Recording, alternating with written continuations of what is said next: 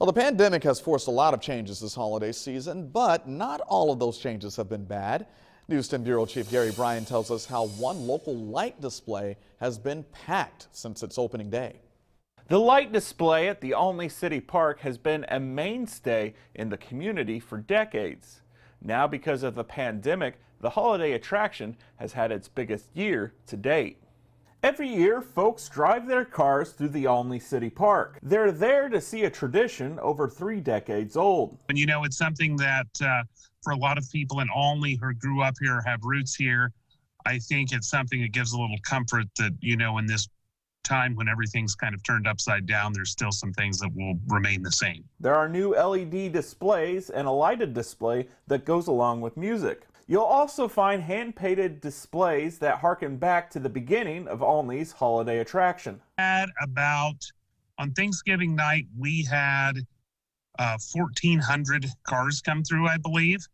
That Saturday, we had 1,600 cars come through.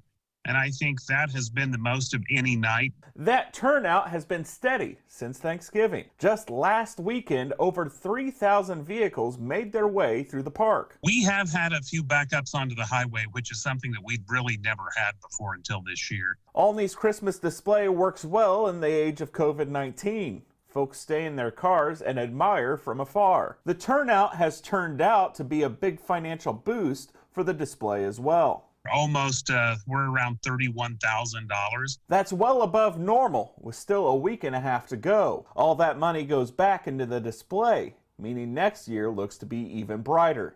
We're awfully proud in Olney that we can give people, you know, a little bit of light in a pretty dark time. Now tonight is a pretty big night, as it has been announced that Santa Claus will be waving to cars at the end of the display. Working from home in Vincennes, Gary Bryan, News 10. Beautiful.